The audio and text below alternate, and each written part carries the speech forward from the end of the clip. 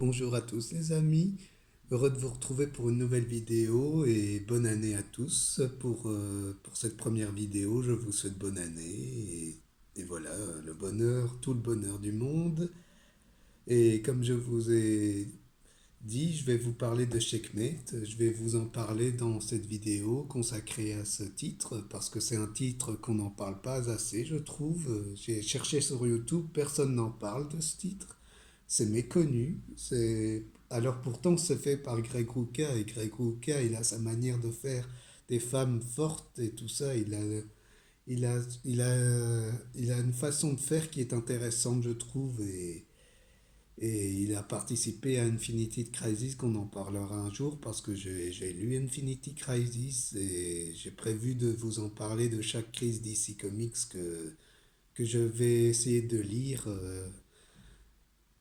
un par un, parce que j'ai envie d'exploiter l'univers d'ici, j'ai envie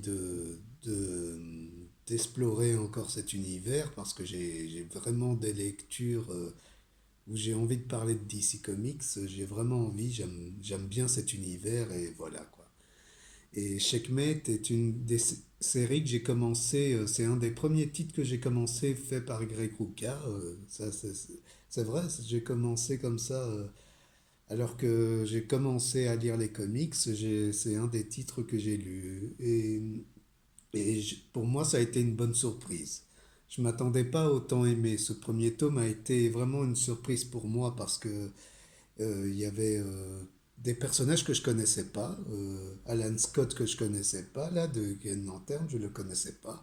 Et après, il y a Amanda Waller que je connaissais avec Suicide Squad et tout ça, hein. C'est ça aussi. Et il y a Mister Terrific et après, voilà. Et après, en principe, je connaissais pas Checkmate, hein. Je connaissais pas cette organisation d'espionnage un peu à la Shield qui est un peu une sorte de Shield, hein, mais ça reste encore différent, même s'il y a ces niveaux politiques et tout ça qui est exploité c'est surtout dans ce tome-là que c'est exploité. Et franchement, et Jesus Suez qui fait de beaux dessins, de vous montrer là. Et c'est vraiment fou. Il exploite. Comme Greg Rucka, il avait créé Sacha Bordeaux, qui est un personnage qui apparaît d'abord dans Batman. Elle est agent secrète. Elle travaille pour défendre Batman. Mais j'ai pas lu ce titre, donc je sais pas vous dire plus. Mais Sacha Bordeaux est un personnage qui est fait par Greg Rucka. Et c'est pour ça qu'elle apparaît dans Wonder Woman Rebirth et tout ça. Et dans Infinity Crisis, c'est un personnage créé par Greg Rucka. Et Greg Rucka a les droits sur ce personnage. Et franchement, c'est un personnage que j'aime bien.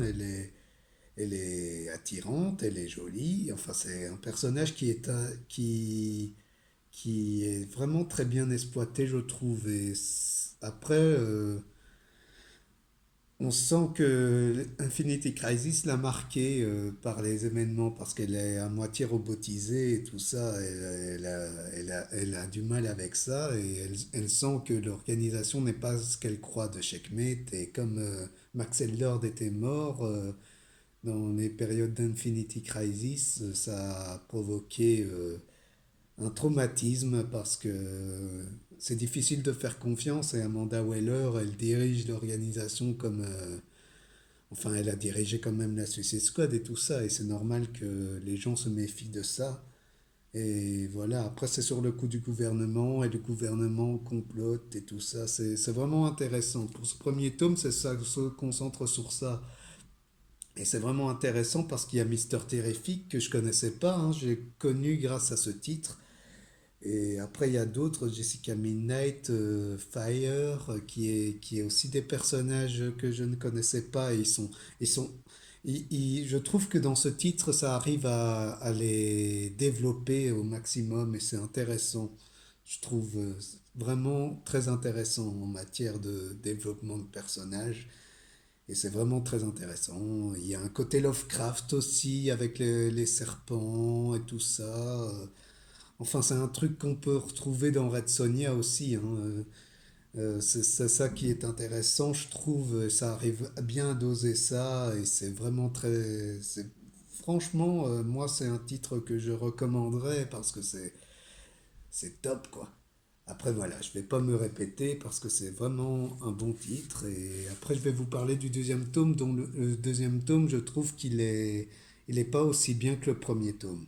Mais je vais m'expliquer là-dessus parce que on sent que, en fait, Greg Rucka n'a pas pu faire comme il voulait dans ce deuxième tome, je trouve. On sent que DC a voulu mettre de l'action pour rendre les choses plus intéressantes avec son côté Kaiju Land, comme j'avais envie de dire, parce que il sort tous des monstres et tout ça, des monstres qui sortent, alors que c'était pas prévu, hein, enfin, moi, j'étais étonné de ça, de voir que ça allait être traité de cette façon.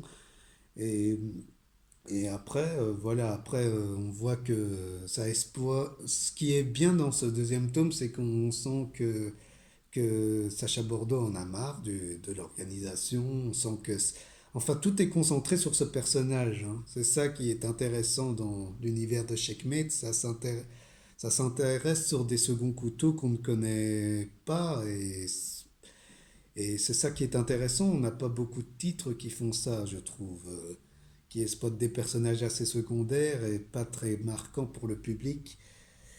Et voilà, après, ce qui est intéressant, c'est qu'on voit tout ce qui est lié. On voit à peu près les secrets de six qu'on voit. Il y a, si je me trompe pas, qui fait son apparition dedans et qui est très intéressant parce que c'est une équipe de méchants très, très sous-cotée par rapport à la Suicide Squad, je trouve. Et c'est bien enfin, de ce que j'ai vu, pour l'instant, c'est bon de la Secret 6. Après, voilà, je m'égare un peu, mais Checkmate est un titre qu'il faut lire malgré sa fin facile. Voilà, c'est le tome 2 pour moi est facile scénaristiquement parce qu'il utilise les côtés monstres et tout ça, et c'est pas ce qui convient dans le titre. On voit que ça perd son intérêt pour ça, et c'est ça qui est un peu dommage, je trouve.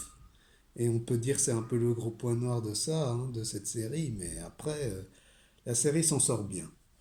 Après, voilà, pour conclure avec cette vidéo, je, je trouve que cette série vaut la peine d'être lue parce qu'il faut être curieux et si on veut continuer avec Infinity Crisis, on peut lire ça sans problème parce qu'on sait comprendre mieux ce qui se passe. Et moi qui ai lu ça avant Infinity Crisis, je trouve qu'on sent qu'il y a les conséquences qui sont développées et on sent que les personnages ont eu leur importance, je trouve. Et c'est ça qui est intéressant. Enfin voilà, c'était tout de cette vidéo. J'espère qu'elle vous a plu. Ça m'a fait plaisir de la faire parce que c'était une vidéo que je voulais faire depuis longtemps et je suis content de la partager avec vous et on se retrouve bientôt pour de nouvelles vidéos. À plus!